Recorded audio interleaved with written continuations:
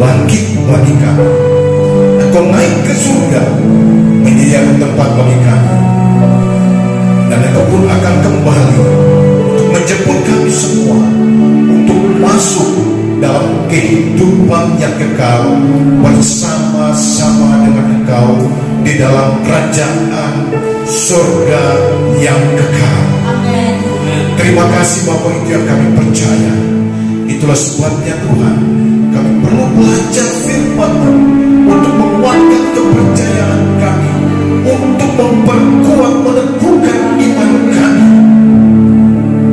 Karena kami tahu Tuhan akan ada banyak godaan, akan ada banyak cobaan, bujukan dan rayuan yang membuat iman kami jatuh, yang membuat iman kami lemah, bahkan meninggalkan iman kami. Itulah sebabnya hari ini kami membutuhkan Roh Kudus, kami membutuhkan urapan Tuhan. Urapi kami, berfirman bagi kami, kami buka hati kami buka hidup kami buka pikiran kami untuk dilawan dengan firman-Mu. Biarlah firman-Mu bertumbuh, firman-Mu mengerjakan sesuatu bagi kami. Kami yang sakit disembuhkan, kami yang lemah dikuatkan, kami yang berdosa disucikan dan diselamatkan di dalam nama Yesus. Karena tidak ada yang lebih tinggi dari firman-Mu. Kami butuh nasihat, kami butuh konseling, kami butuh bimbingan, tetapi firman yang lebih utama, lebih tinggi dari semuanya.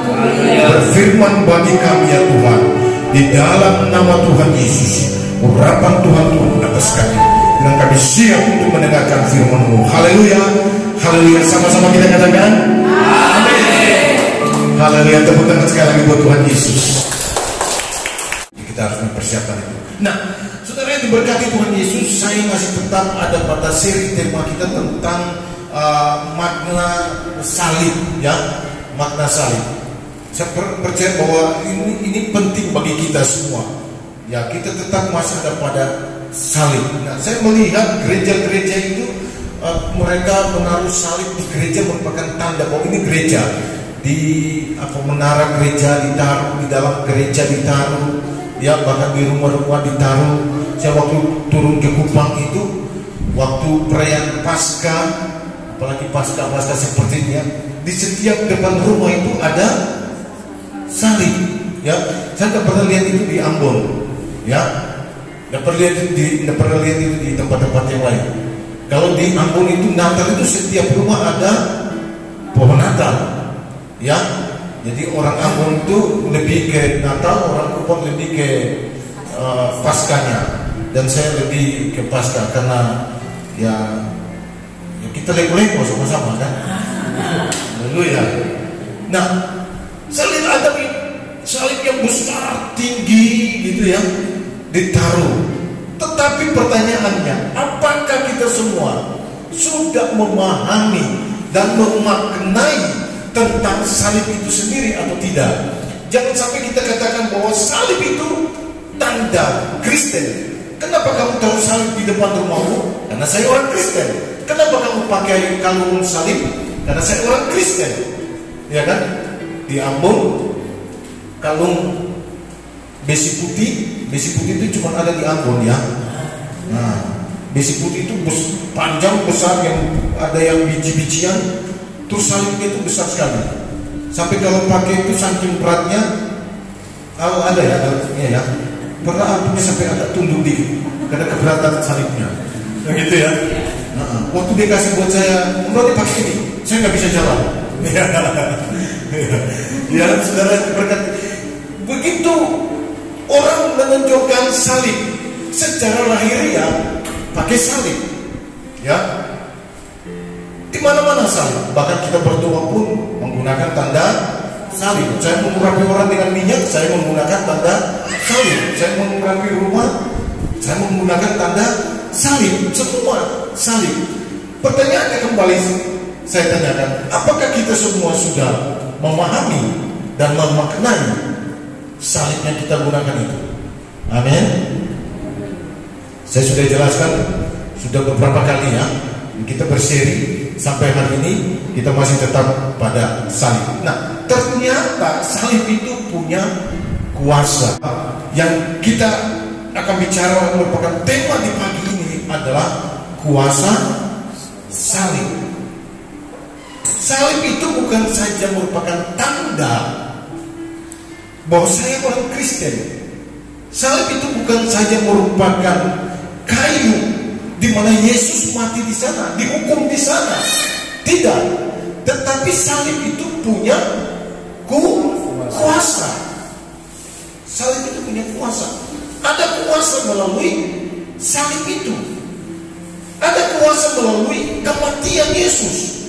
Ada kuasa melalui penderitaan. Orang dunia menganiaya dia, tetapi kita memperoleh kuasa melalui penganiayaan itu. Amin. Nah, mungkin orang berkata bahwa Yesus disalib itu karena pelanggarannya, karena dosanya, karena kesalahannya. Kenapa? Karena tradisi Yahudi, saya ulangi lagi, tradisi Yahudi, kalau orang disalib itu karena dia melakukan sebuah kesalahan, ya, karena dia melakukan sebuah kesalahan, karena dia melakukan sebuah pelanggaran, membuat kegaduhan, membuat sebuah pelanggaran hukum, sehingga dia perlu disalib. Tetapi apakah Yesus seperti itu? Ya, membuat sebuah pelanggaran? Tidak. Atau dengan kata lain itu biasanya disebut subversif, ya, melakukan sebuah pelanggaran atau tindakan kejahatan, makar, ya, itu tempat hukuman untuk orang-orang seperti itu. Tetapi untuk Yesus tidak. Nah, kenapa dia dihukum di situ?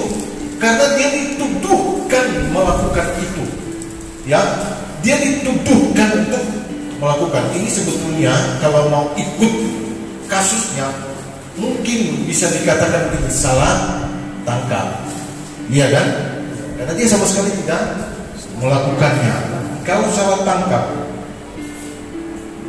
harusnya dia menuntut balik, pulihkan nama baik, iya kan? Pulihkan nama baik, harusnya seperti itu. Tetapi kenapa Yesus tidak melakukan itu? Karena dia tahu bahwa kalau dia akan melalui salib ini, menjalani perjalanan salib sampai akhir, maka di situ akan ada sebuah kuasa yang menyelamatkan saya dan saudara. Amin. Nah, saudara yang diberkati oleh Tuhan Yesus Kristus, itulah sebabnya kita tahu bahwa di dalam itu ada kuasa. Mari kita baca di dalam Ibrani pasal 9 ayat 22. Saya sangat suka ayat ini. Pertama kali saya kenal ayat ini, itu langsung nyantol di saya. Saudara, saya paling suka ayat ini dari dulu. Awal pertama kali saya kenal ayat ini. Ibrani pasal 9 ayat 22. Ya. Sudah dapat? Mari kita baca bersama-sama. 3, 2, 1. Dan hampir segala sesuatu disucikan menurut hukum Taurat dengan darah. Cukup. Sampai situ dulu. Siapa yang ikut pembacaan? Tidak enak ya.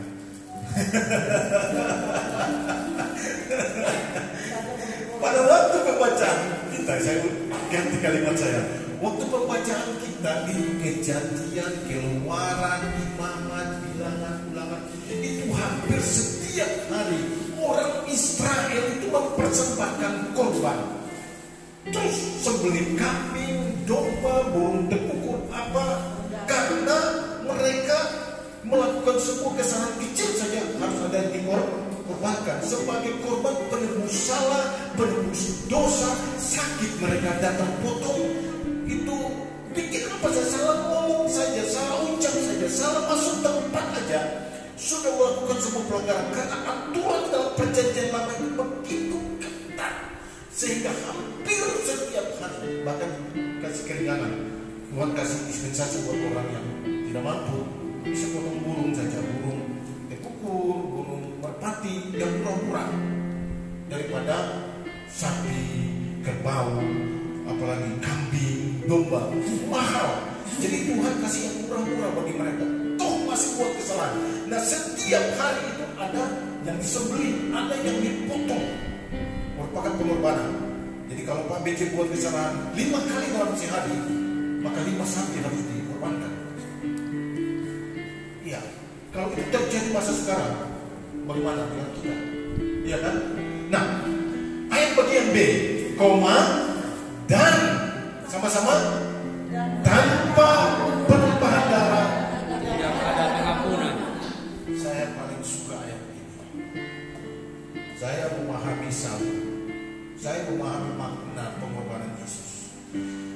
Tanpa pengampunan darah, penumpahan darah, tidak ada pengampunan.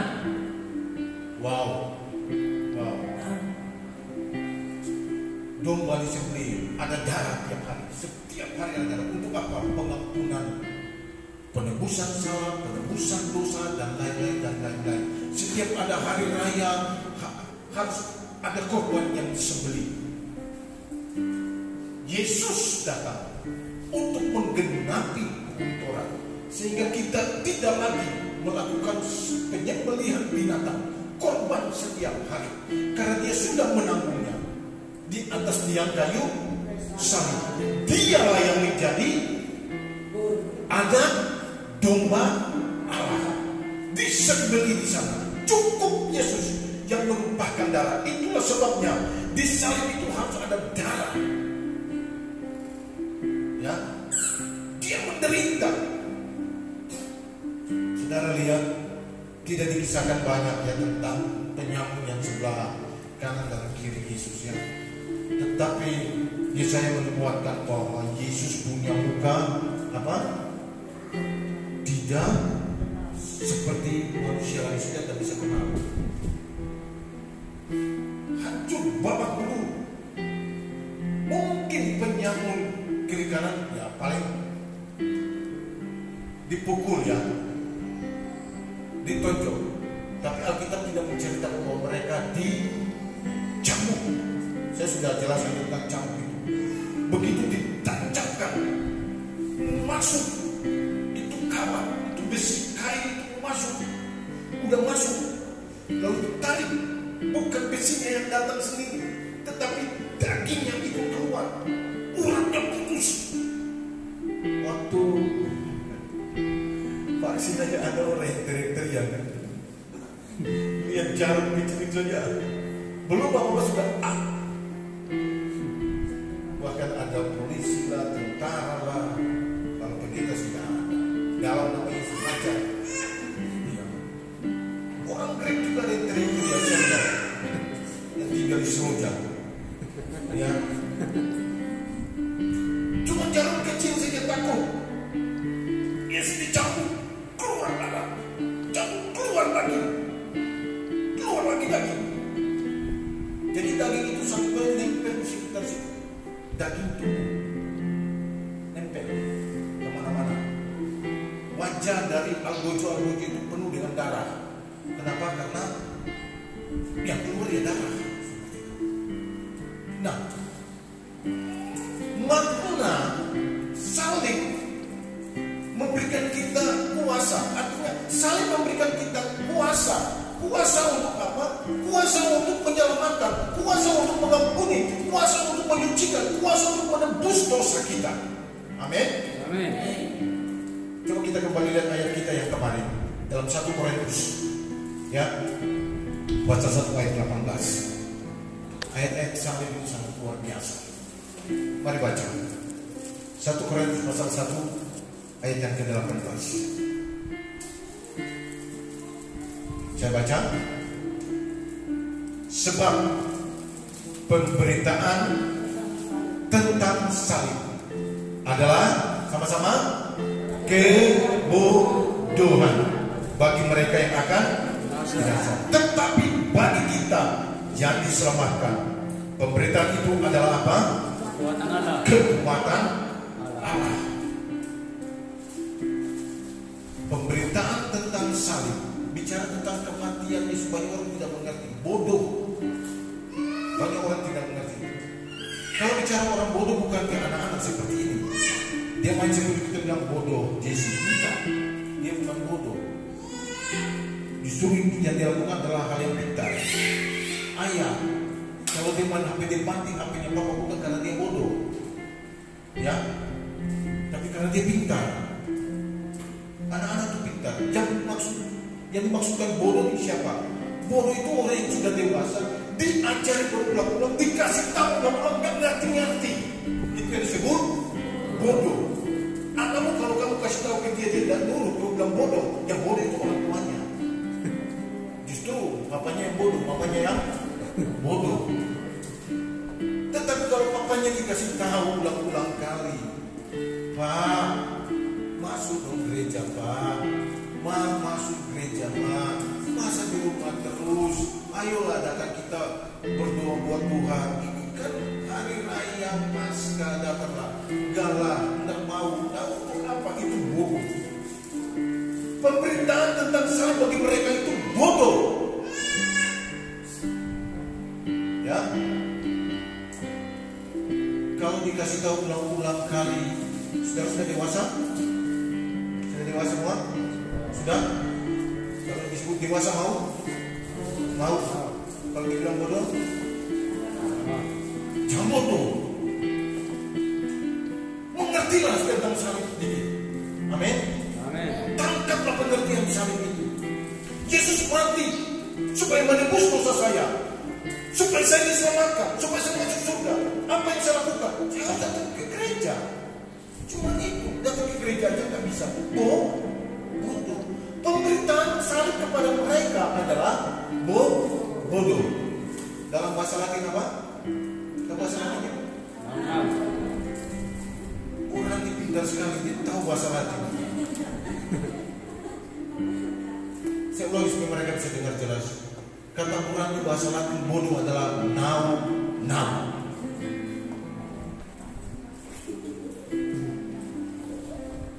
Coba agak lihat Pak Teo dan Jamran now.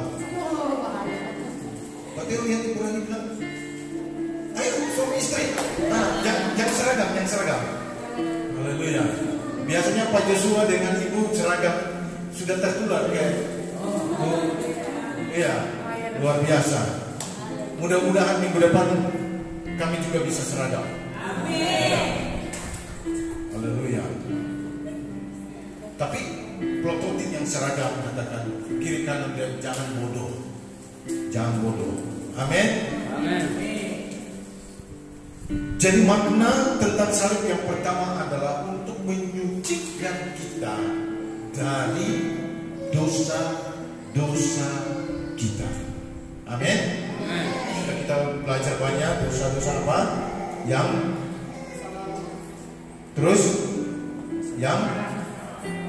dan akan datang.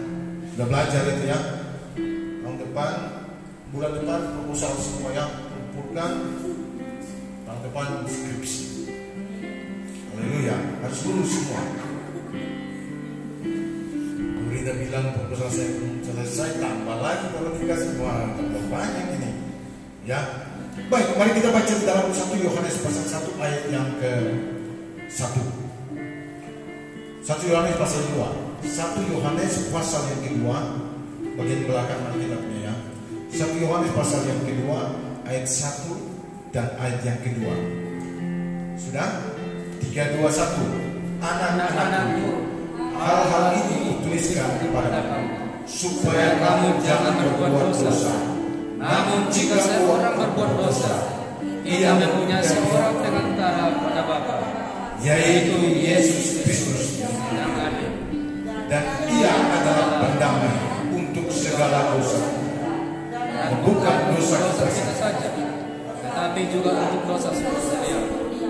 Garis bawah, bahwa bukan dosa kita saja, tetapi dosa seluruh isi dunia. Ini makna salib, saudara. Jadi selayaknya kalau pakai salib besar-besar di rumah saya itu ada 2 salib. Saya mungkin di rumah saya ada 2 salib. Ada satu kecil, saya pergi di Ambon, saya dapat kecil satu. Saya mau pulang dari Ambon, saya bungkus bagus-bagus taruh dalam pesawat, saudara. Saya kecil naik pesawat. Saya bawa, saya taruh di rumah. Saya dapat lagi satu yang besar lagi, puji Tuhan. Jadi sudah ada 2 di rumah. Ya. Ada mungkin juga di istri saya. Nah, luar biasa. Ya, artinya bahwa kalau kita menggunakan salib itu, kita harus tahu bahwa salib inilah yang membuat saya, saudara, kita semua, bahkan dikatakan bahkan apa? Seisi dunia, dosa seisi dunia. Saya, saudara, kita semua dan dosa seisi dunia sudah dihapuskan. Amin. Amin. Luar biasa salib juga. Luar biasa. Salib punya kuasa yang luar biasa, bisa menyucikan dosa. Iya kan? Iya apa iya? Ya. Pada waktu pertama Bible itu beredar, zaman saya kecil nggak ada itu. Yang ada itu, saya nggak tahu bahasa Indonesia itu. Mudah-mudahan itu bahasa Indonesia, saya nggak salah. Warna biru, kita bilang apa? Melau. Mudah-mudahan itu bahasa Indonesia.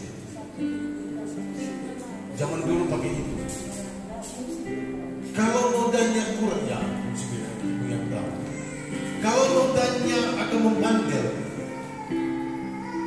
nenek saya dia pakai garam, jeruk, kemudian dijemur, ditaruh garam, taruh jeruk di bagian noda, kemudian dikasih air sabun, jemur di matahari 15 menit, nodanya hilang. Ketika ada white clean, saya bilang, wow, kok gampang sekali ya. Begitu dicelup, baju putih, baju biru jadi putih. Saking hebatnya, semua noda hilang, termasuk warna baju. Kita terkagum dengan baik ini, wow, kok hilang nodanya? Iya kan? Wah, baik ini aja sudah bilang, wow, noda dosamu diputihkan, disucikan melalui salib. Harusnya kita berkata, wow, bagi Tuhan Yesus, tepuk tangan bagi Dia. Haleluya, haleluya, haleluya. Jadi kalau lihat salib katakan, wow, dosa saya sudah disucikan. Mau gitu-gitu semua orang tanya, kenapa? Kasukannya? Enggak. Wow, karena salib itu sudah menyucikan saya dari dosa. Kemarin lihat yang saya ada posting doa Bapak kami, sudah berdoa, titik-titik pakai nama, boleh nama saya, boleh nama orang yang kita doakan. Setelah nama kita, nama orang yang doakan. Bapa kami yang surga, dikuduskanlah namamu, datanglah kerajaanmu, jadilah kehendakmu di bumi seperti di surga. Berikanlah pada kami, berikanlah pada Roni pada hari ini makanan yang secukupnya. Terus apa? Dan ampunilah segala kesalahan Roni, misalkan gitu. Iya kan? Pakai titik. Jangan kasih jempol-jempol saja. Puji Tuhan yang kasih jempol ada yang enggak lagi. Lewat sah. Saya tahu dia lewat karena dia langsung ambil doa. Lupa kasih jempol. Saya paham itu, saya paham. Iya. Berikanlah pada kami makanan, berikanlah kepada Roni makanan Roni yang secukupnya, dan ampunilah kesalahan Roni seperti Roni terus. Ayo 1, 2, 3 sama-sama sebutkan nama masing-masing. 3, 2, 1. Berikanlah kepada makanan yang secukupnya, dan ampunilah akan kesalahan seperti sudah mengampuni orang bersalah kepada dengan teo gitu ya. Haleluya. Luar biasa. Tepuk tangan buat Tuhan Yesus. Itu salib semua, saudara. Jadi jangan main-main dengan salib ya. Mulai dari sekarang kita harus menghargai salib. Kalau pakai salib harus betul-betul memahami maknanya, mencintai salib itu, mengasihi salib itu. Bukan wujudnya, bukan fisiknya, bukan buatan kita, tetapi salib yang adalah pengorbanan